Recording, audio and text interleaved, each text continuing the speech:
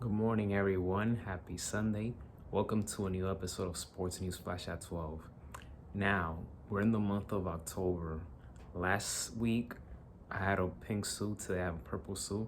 Throughout this entire month, it's all about pink and purple. Why? Because it's Breast Cancer Awareness Month. So my mind, my heart, my soul is always on the mind, is always thinking about those women who have years and years and years battle with cancer and is still going to this day. And it's something that I take very seriously.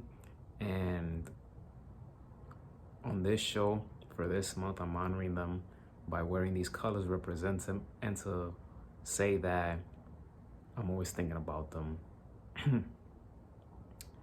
The division series is over. Friday's game 5 winner take all between Tigers and Mariners. What a thriller that was. 15 innings of impeccable pitching because both teams were sensational. Tariq Schoolball was unbelievable. The entire I'm just going to say this. The entire Tigers and Mariners pitching from the starters to the bullpen, they were great. Both teams, they had opportunities. Mariners, I remember in the bottom of the 12th and the 13th, they had men on first and second with no one out, and in both innings ended on a double play. Randy Arozarena struggled in that game, Eugenio Suarez as well. Josh Naylor, who's been struggling throughout the postseason, he collected 3 hits in that game. I like the fact that at one point in the game, he stole third base. I loved his hustle. Josh Naylor is one of those players that you just like his enthusiasm, his energy, and what he brings to the game of baseball. Jorge Polanco, what a story he has been. He was huge for the Mariners in Game 2 against Tariq Schoolball. Took him deep twice, and then he delivered the game-winning hit in the 15th inning.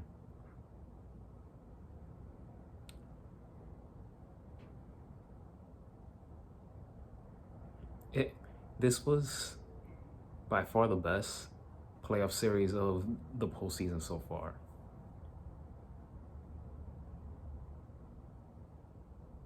Just absolutely fantastic series between the Tigers and Mariners. The Mariners move on to the championship series for the first time since 2001. And now they will be playing against a team that is super red hot right now, the Toronto Blue Jays. Both teams were expansion teams in 1977. And it all begins today, the ALCS. The Blue Jays are well rested. As for the Mariners, they're pretty tired. They used up all their bullpen. So Blue Jays have home field advantage.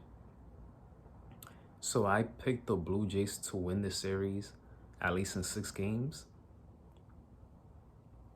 But I just think that the first 2 games, the Blue Jays will be in command. I could be wrong, but I think they'll be in command because they're well rested. Their lineup got hot at the right time, and they're playing at home. Yesterday was the Game 5 between the Cubs and the Brewers. Usually in the first inning, the Chicago Cubs, they always put up a run first, but this time it was William Contreras. He hit a opposite field home run to put the Brewers on the board. Then the following inning, in the second inning, Seiya Suzuki hit a home run, tie the game 1-1.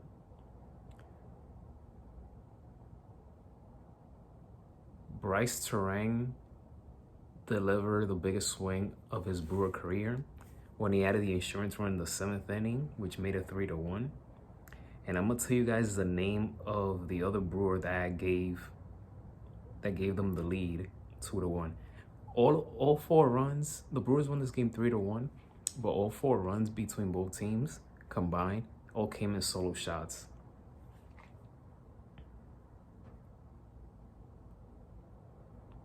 Andrew Vaughn, there we go. Andrew Vaughn was the one who hit the go-ahead home run that made it 2-1. And then Bryce Terang in the 7th inning get the insurance. Got the insurance. The sixth inning was interesting because on top of the sixth inning, the Cubs had men on first and second with no outs, and they didn't take advantage of it. They left those men on base, and then the Brewers in the bottom of the sixth also had men on first and second with no outs, and they didn't capitalize it. So, from a pitching standpoint, both teams, the bullpen did their job, but it's just that the Brewers just got two more bigger hits than the Cubs. So now the Brewers, they're going to the championship series for the first time since 2018, in which it will be a rematch against the Dodgers in the ALCS. And the Brewers were 1 win away in 2018 from going to the World Series, but Yasiel Puig's, I'll never forget his home run, was the one that put the nail in the coffin in Game 7 on the road. Because the Brewers had the better record that year. So 7 years later, here we are again. And I feel that aside from the Phillies, this is the Dodgers' second strong competition in the National League. I feel that the Brewers match better with the Dodgers compared to the Cubs. So it's going to be another interesting series. Both Mariners, Blue Jays, Dodgers, Brewers, those are interesting matchups, and hopefully they make it interesting.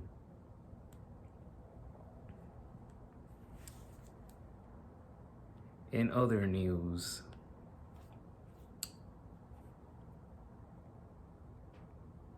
I'm going to go with tennis because right now it is the China Open at Beijing.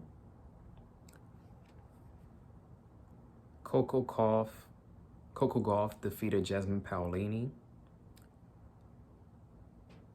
6-4, 6-3 on Saturday. And Jessica Pegula finally beat Arina Sabalenka. She lost the first set 2-6, but then she bounced back in the second and third set in a very nail-biting finish. In the second set, she won 6-4. In the third one, 7-6. So it's gonna be Jessica Pegula versus Coco Gauff in the China final, in the China Open final. Pegula holds a 4-2 advantage over Gauff in head-to-head matchups, but this is the first time they're gonna be in the final, so that's gonna be very interesting. And I'm a fan of both of these women in tennis, so hopefully they put on a show. Off to hockey, Matthew Schaefer scored his first NHL goal in his home debut with the New York Islanders. He received multiple ovations on Saturday at the arena.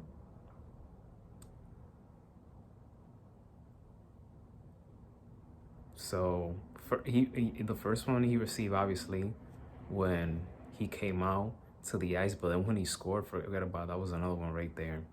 And he's just only 18 years old. He's living the dream right now. Even though the Islanders lost 4-2 against the Washington Capitals, but this young man is the #1 overall pick in the 2025 NHL draft. And Islanders fans and the organization are hoping and expecting a lot from him.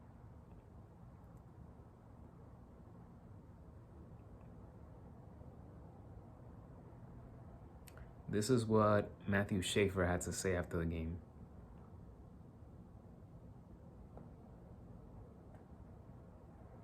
I thought we just had so much momentum and I just wanted to keep going.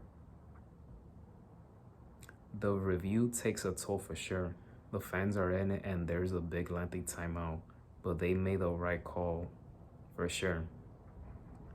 And this had to do with the Capitals challenging Matthew Schaefer's goal for a hand pass, but the call on the ice stood after video review determined the puck had gone off the arm of Islander center Bo Horvath. And last but not least, because this is a big one,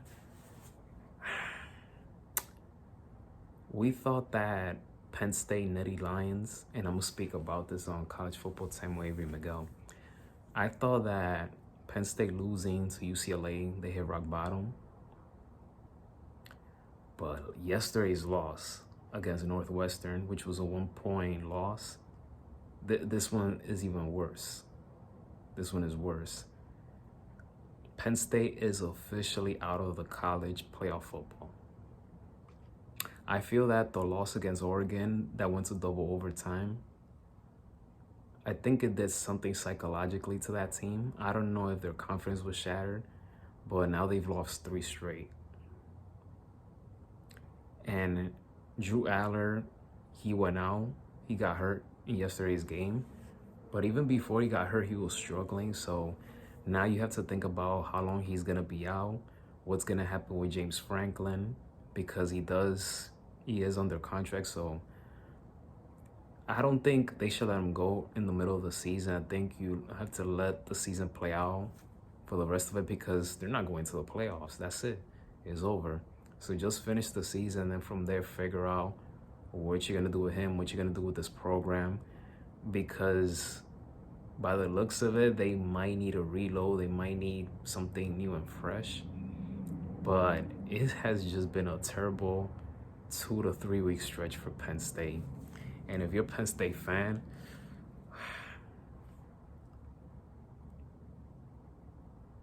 I feel your pain. I feel your pain.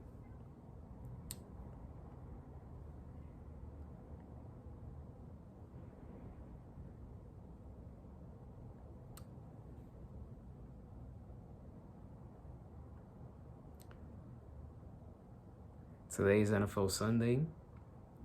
There are no undefeated teams in the NFL so far. The best teams that have a 4-1 record are the Tampa Bay Bucks, Indianapolis Colts, Detroit Lions.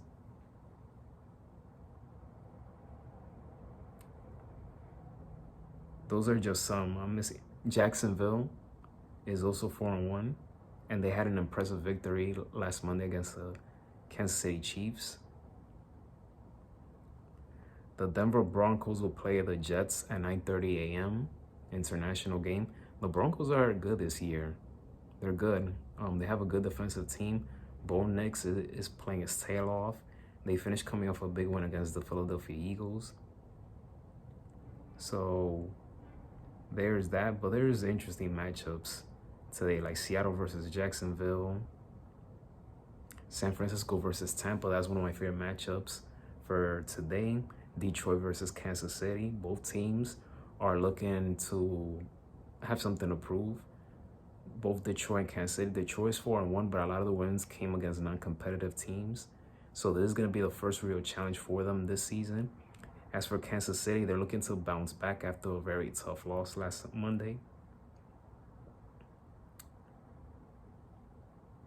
And that Detroit-Kansas City game will be tonight at 8 p.m. primetime on NBC. Well, guys, that does it for this episode of Sports News Flash at 12. I hope you guys enjoy this episode. It's been a long time. I haven't recorded here in the living room, but I said, you know what? I still have these things, so I can't let it go to waste. The on-air sign and then the SNF 12 sign. So I'm going to try to be more consistent in doing early in the morning on Sundays. Because I like it that way. It shows the trophies in the back. Like, I just like the background. So, but it's another successful day to record Sports News Flash at 12 with you guys. I hope you guys, again, enjoy this episode. And if you did, please give it a thumbs up. Don't forget to hit that subscribe button. Enjoy NFL Sunday. Enjoy Game 1 of the ALCS. Have a great Sunday. Be safe.